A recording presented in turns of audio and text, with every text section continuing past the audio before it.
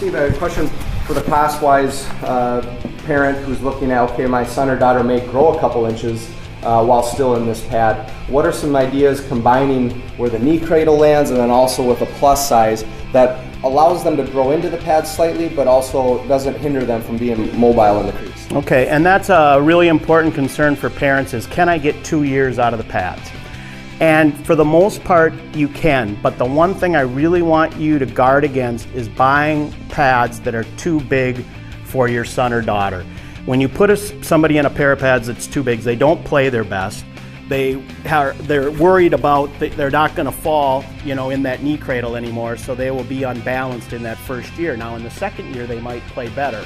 But what I want you to do when you're buying a set of pads is make sure that the knee's safe, even at whatever height they are today.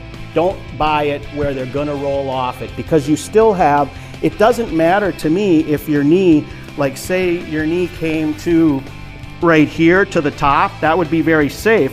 But if you grow and your knee comes up even higher, that's not a bad thing. That won't hurt your play, that won't inhibit how you play the game. So a pad that actually where your knee comes even higher up than the perfect fit in the knee cradle, that's not a downside. A knee that comes too low in the knee cradle is a really bad thing. So buy it to fit today, let them grow into it, and let their knee move up as it goes into that knee cradle.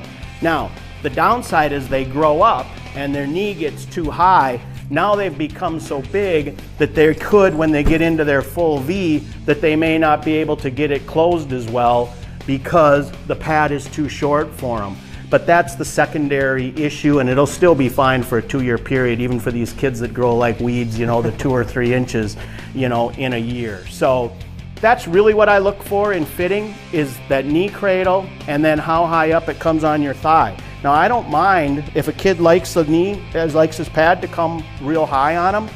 That doesn't bother me as long as the knee cradle fits him perfect. There's a happy medium in there somewhere where it doesn't interfere with your pants, where it doesn't interfere with, like, you might overlap. We don't have these going the right way, but if you're too far overlap, then you won't be as efficient on the ice if you have too much pad on the ice. So there's a point of diminishing returns with going tall, but that's really more a personal preference. Third aspect of fitting is the boot, what we call the scoop. So in a skate, like if you're a kid that wears a size 11 skate and you're in a 32-inch pad, that could be an issue for you. We have a typical measurement that we use for the scoop when it comes for each size. So we're guessing that someone that wears a 32-inch pad is going to wear a skate size somewhere between like a 4 and a 7. So we build that scoop to fit the sizes of the kids that we think. So in a 34+1, we're guessing that that player is going to wear a skate somewhere between probably a 7 and a 9.5 or a 10. So what you don't want to have happen is you don't want the pad to come back too high up on their skate, or if your skate is too big for the boot, what tends to happen is it pulls the pad down and pushes it up to the front here, thus causing a gap in between the pad and your skate. So that measurement is pretty much taken care of, because as all manufacturers, as we've gone over the years, we've adapted our scoop size or our boot size based on the size of the skate that we think that person would wear. But that would be your third fitting issue. Excellent.